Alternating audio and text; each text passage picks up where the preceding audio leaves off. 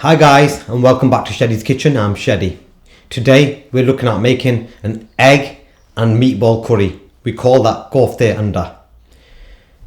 It goes really well with our chapattis, our paratha, our naan bread recipe, and it even goes really well with our pilau rice. You'll find all them recipes in my YouTube channel. So are you ready? Let's get cooking.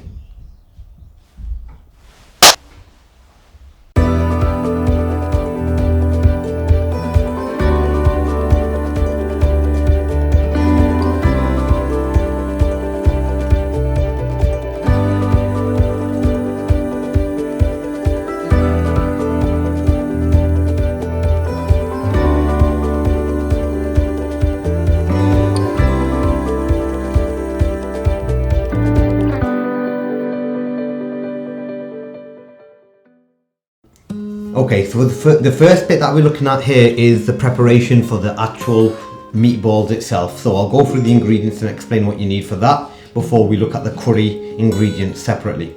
So you're going to need 1 kilogram of lamb mince. Now with the lamb mince, we've got it as a mixed lamb mince. You can have, if you prefer just going for lamb leg, that's absolutely fine, but we're using lamb mix over here.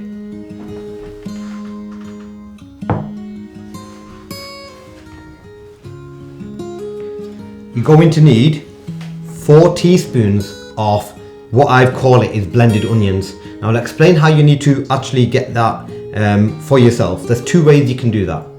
First is the easier way, what we do is when we go to the butchers, we just get some onions and ask them to actually put it through the mincer alongside the minced meat normally, so that you've got that ready. If you don't have access to that, or your butcher won't do that for you, you can quite easily pop this into a blender, but it has to be blended for quite, you can see it's quite mushy over here, so you need it blended down to very small pieces. We have done exactly the same with the green chilies, as you can see. Again, you need 2 teaspoons of this.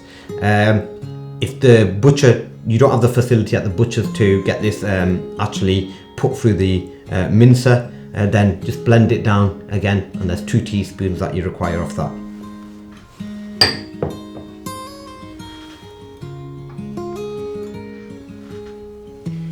You need 1 teaspoon of dry coriander powder,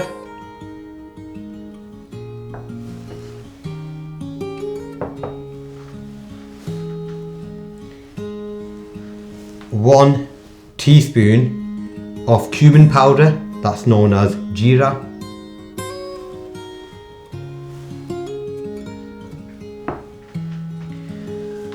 3/4 teaspoons of cooking salt,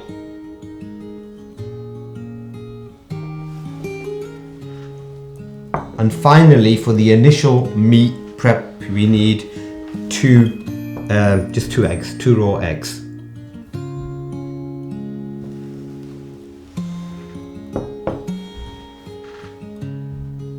Right, for the rest of the ingredients we're going to need the following. You'll require 250 mils of sunflower oil. I won't tilt that.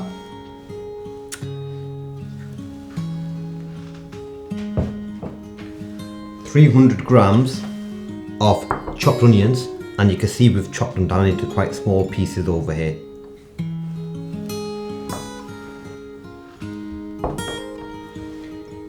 One teaspoon of red chili powder,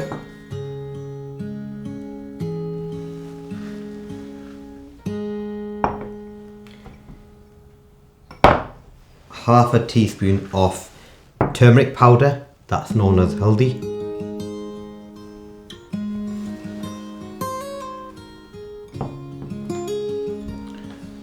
1 teaspoon of cooking salt,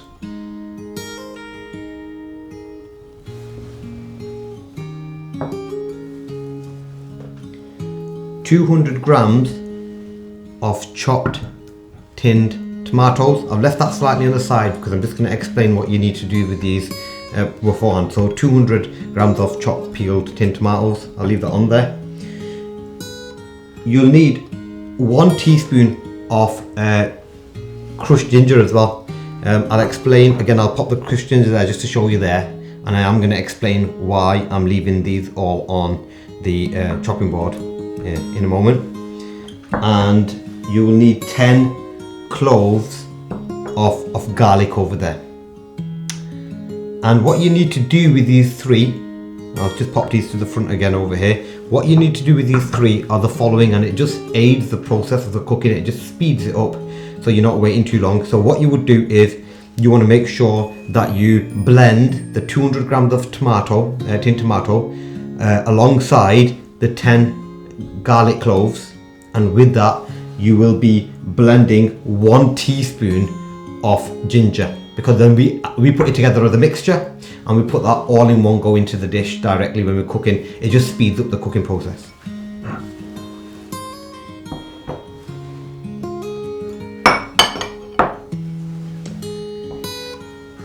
One and a half teaspoon of dry coriander powder.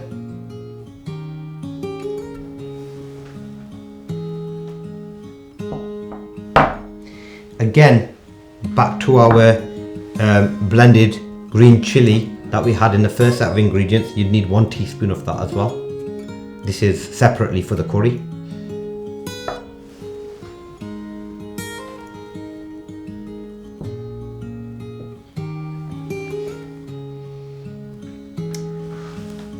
Four teaspoons of plain yogurt, and I'd advise you to go for one that's relatively sour. It tastes really nice in the curry when you make it, so stick with a sour one. 4 teaspoons of that.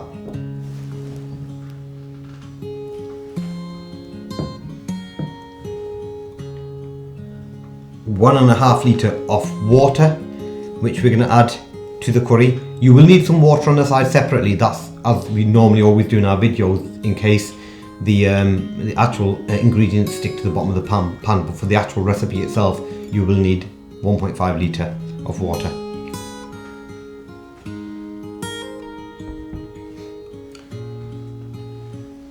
$50 grams of fresh chopped coriander,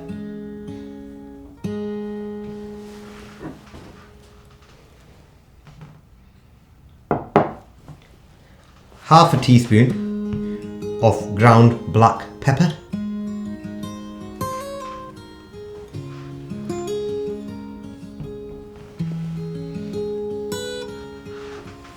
half a teaspoon of cumin powder, that's known as jeera,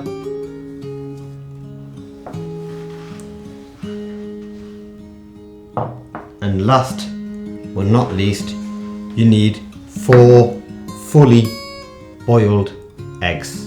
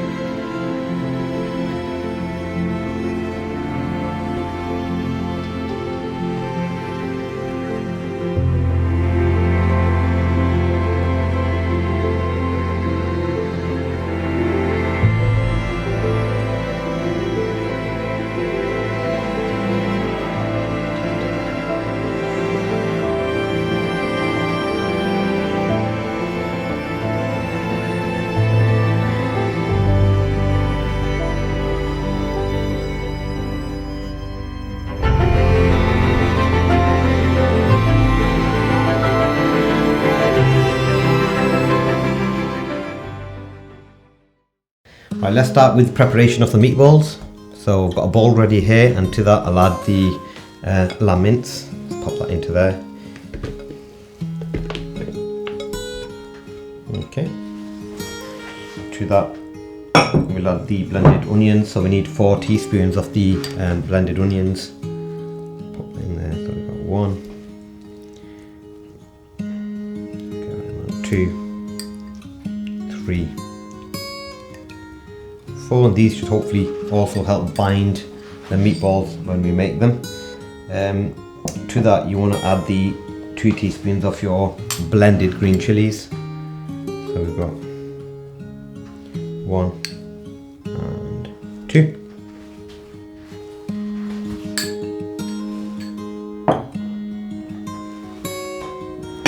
Next we want to add the coriander powder.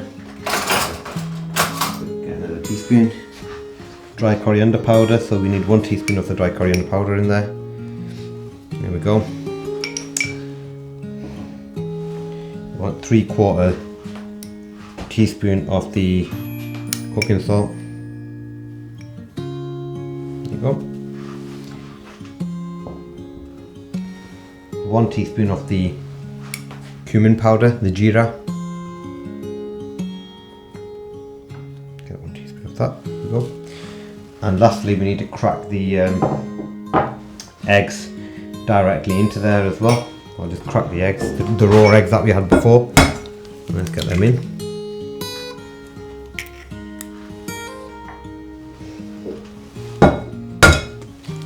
There we go. And we're going to give that a lovely, nice mix. I'll do that with my hands now. Kind of get stuck in and give it a real mix.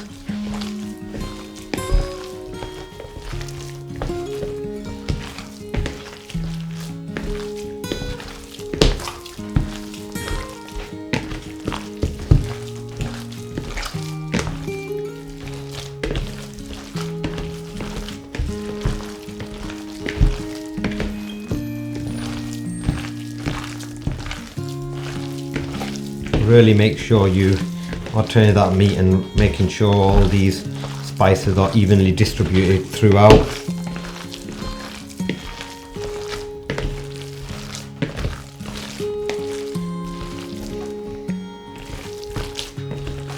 And once you've given that a good mix, the next stage will be to show you how to very quickly prep the meatballs. There we go.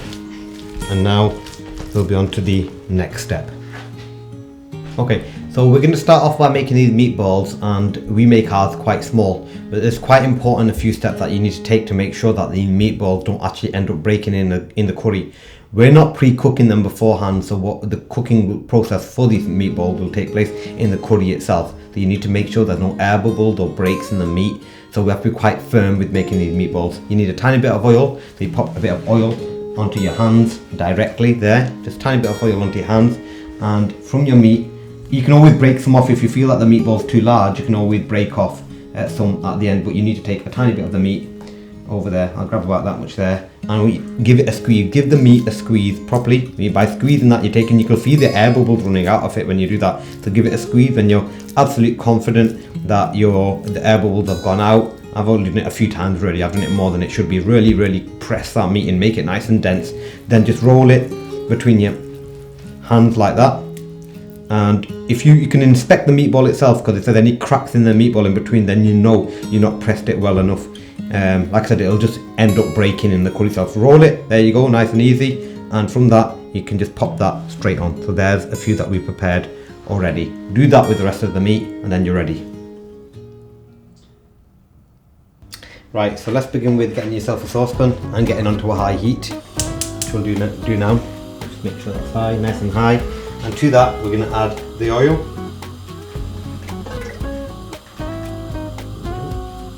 All in there. Just going to give that a moment to warm up.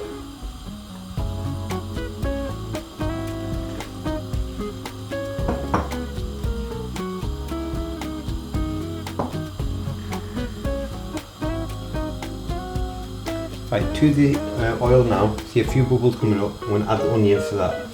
So we'll add the onions in there, and I'm just going to give that a gentle mix, and we want them onions to brown. So once you've added the onions in there, give it a little mix so they're coated in the onions. and just stir it every so often, but we'll come back to you when these onions have browned slightly and ready for us to add the next ingredient.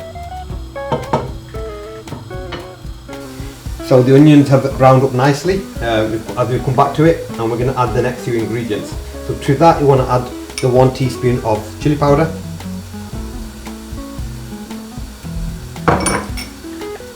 half a teaspoon of haldi. I always use a separate spoon for haldi because it stains really badly, so be careful, try not to get in clothes and stuff like that because it's quite difficult to take off.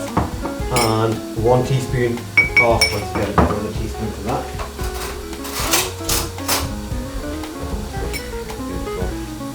1 teaspoon of the salt, cooking salt, in there. And now what we want to do with that is just give that a mix. Nice mix, and really distribute and spices.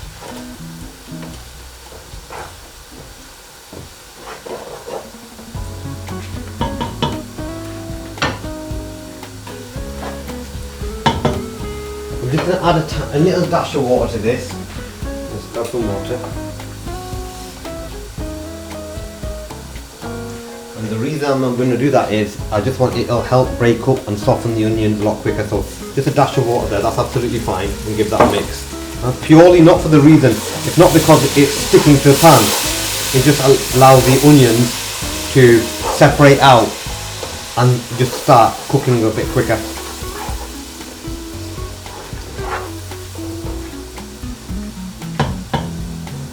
It's been about 2 minutes or so with these onions cooking in the oil and with the spices.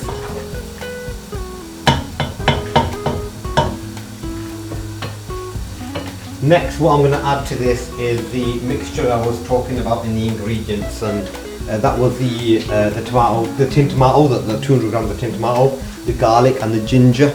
And I did suggest that it's better to blend it. We wanted to make sure we blended it, and that's what we've done over here. We've just give it a bit of a blend over there, and I'll pop that in, and we'll give that and continue to mix that. So I'll pop all that in now. Make sure I've got it all in there.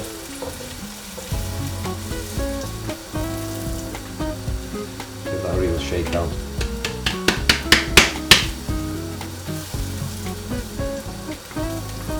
There you go. Should be alright. Pop that out of the way. And I'm just going to give that a nice mix.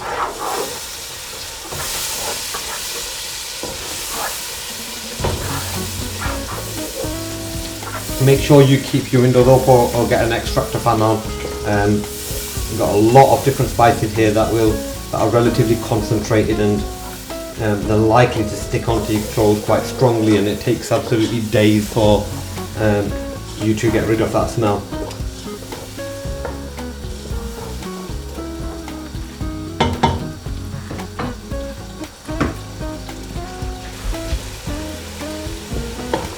So that's been now cooking for a few minutes, and what I'm going to do to that is add your coriander powder first. So it's one and a half teaspoons of the coriander powder. I'll pop that in there. There's one, and there's your 1.5. And to that I'm going to add the blended green chilies again, and that's 1 teaspoon of that we need in there. And again, we're going to give that a nice mix.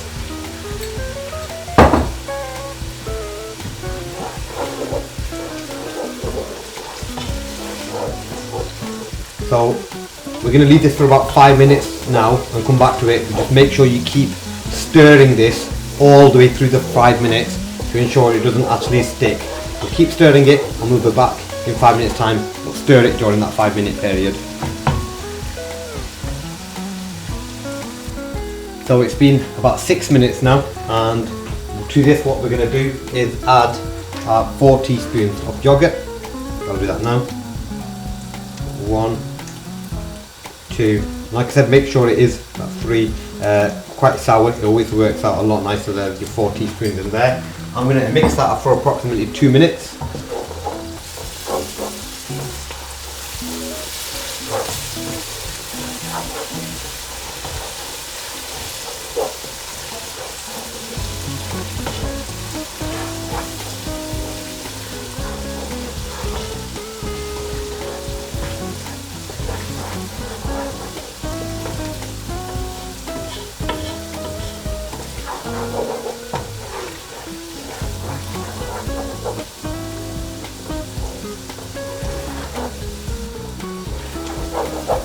I'll just keep giving that a bit of a stir.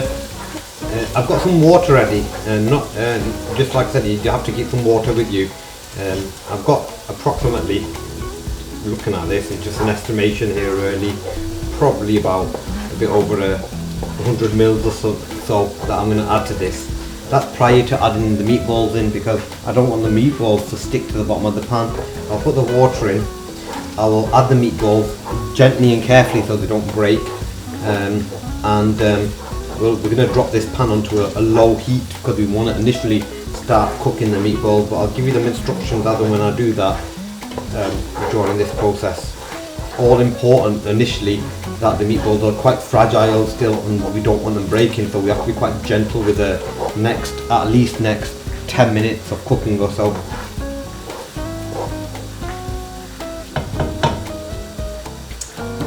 Right, to that I'm going to add the water, so that's approximately 100 ml of water. Just put that into a glass directly. I'm going to add that in there now, give it a gentle mix, and I'm going to add these meatballs now so they don't stick to the bottom of the pan. So I'll add the meatballs now very carefully, and before I do that, let me just drop onto a low heat. I've managed to turn the cooker off. I'll just go a bit lower.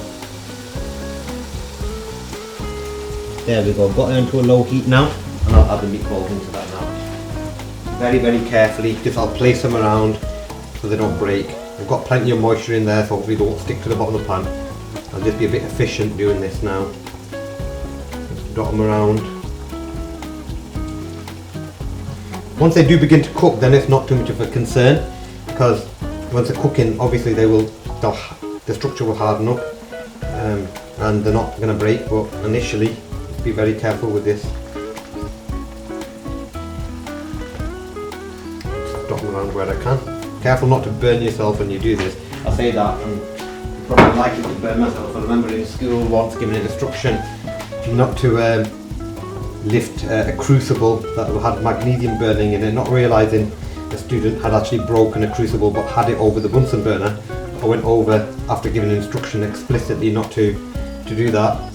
I lifted the crucible, the broken crucible, not realising that I had it on the Bunsen burner, and I pretty much lost my fingertips and at the time, and I couldn't really get lunch from the school canteen without my fingertip because it works on the biometric system, so that was a bit embarrassing really.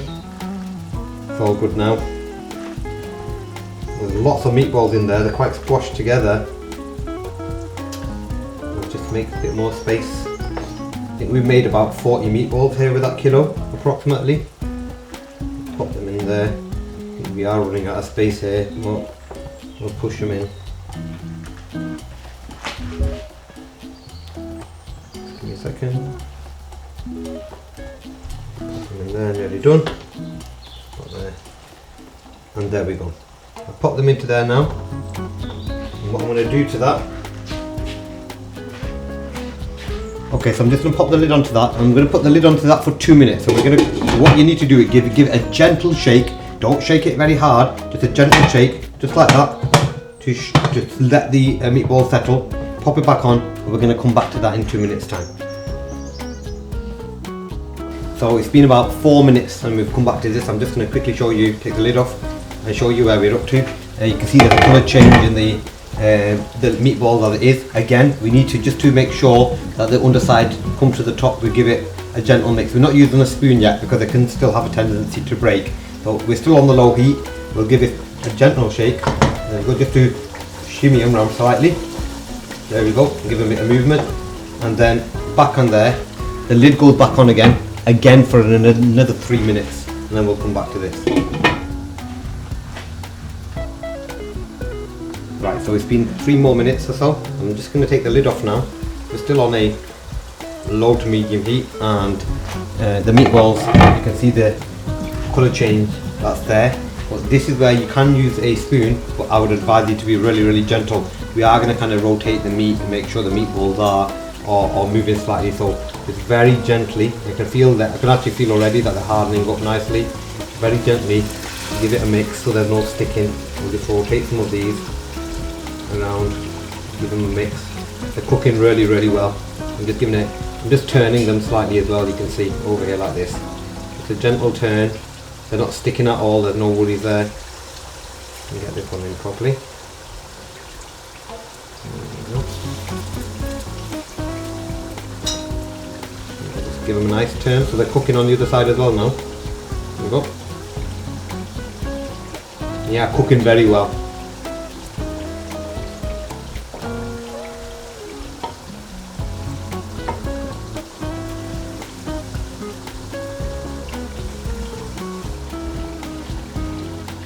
Remember, when you're cooking these, you'll get a feel for this when you actually give it a mix. I can feel on there that actually the meat is starting to cook really well, and I'm not that fearful of actually mixing these because they're not going to break. You can see they're not really breaking. I was turning them gently before.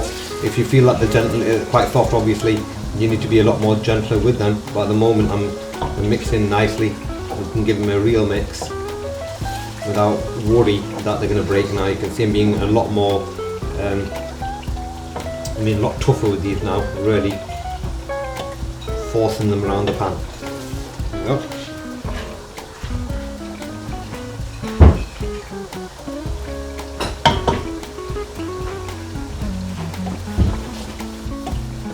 Just keep gently giving these a mix to distribute that heat for the even cooking. I've got a glass of some water handy on the side, so I will add a tiny bit of that soon.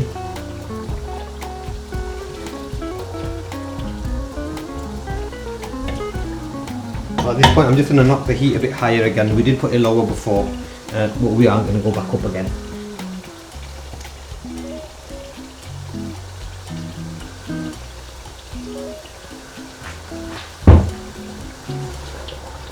And just keep stirring that so it doesn't stick.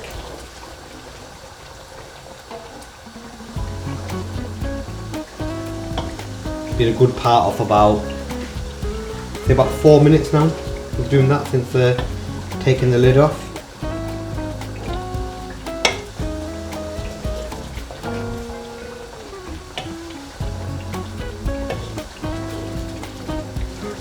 So it's been about 5 minutes now. I'm going to carry on for about 2 more minutes and we'll come back to you in 2 minutes time. It's been about 3-4 minutes now, and to this we're still on a high heat, but what we're going to do is the following. So I'll explain fully to what you need to do here. So we're going to add the 1.5 litres of water. I'll add that in there now, and I'll give that a bit of a mix. Just a gentle mix over there, just get it all mixed up so you've got all the ingredients mixed in quite nicely. And at this point you need to do the following. You need to make sure that the water comes to a boil. When the water comes to a boil, you need to pop the lid onto the pan, and you need to then drop your heat to a medium heat and leave it for at least 5 minutes. Now it's up to you after that point if you feel that the liquid you want your curry to be quite thin, or if you want it thicker. If you want it thicker, you can leave it a bit longer. You can come back to it, you can check it. You don't have to mix it when the lid's on. That's purely up to you. If you want it thicker, leave it on heat for slightly longer. But what we're going to do is wait till this boils, pop the lid onto it, drop it onto a medium heat and leave it for 5 minutes, and then we'll see you back then. Okay, so we're right at the end now. We've actually been boiling away now for the last 5 minutes or so on a medium heat. And as I suggested before, if you decide you want your curry thicker, the liquid thicker, you can leave it boiling a bit longer if you want. If you want it quite thin, you can actually switch it off. We're going to go ahead and switch this off, but prior to turning it off, we've got a few more things to add. I need to add to this the fresh coriander. I'll pop that into there now. There's your coriander added, and to this also I'm just going to add in half a teaspoon of, it's got all the coriander stuck on my fingers, half a teaspoon of the ground black pepper. So I'll just do that now. Half a teaspoon there, and half a teaspoon of the cumin powder, which is your jeera. So once I've added that in now, I'm going to give that a nice mix. And one gentle mix around, get it really mixed in there, and then I'm just going to take this off heat now. This is actually ready. So I'm going to turn this off heat, And in terms of the eggs, which we did mention in the recipe, where the egg comes into this is the boiled eggs. We cut them eggs into halves, lengthwise, and once you are actually popping your curry into a serving dish, you can put the eggs directly into the serving dish. At that point, we won't add them to the pan over here.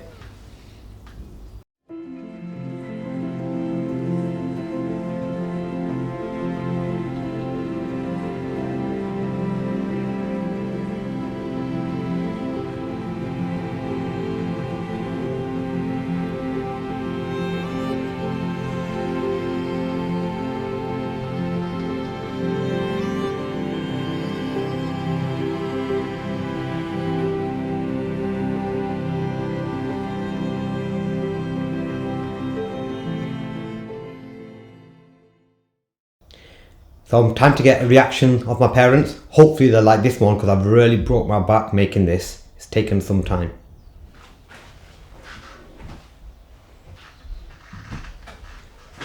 That dish was an absolute success. So if you want to make sure that you have some more fantastic recipes to follow, do go straight over to my YouTube channel, subscribe, click that notification bell. See you soon.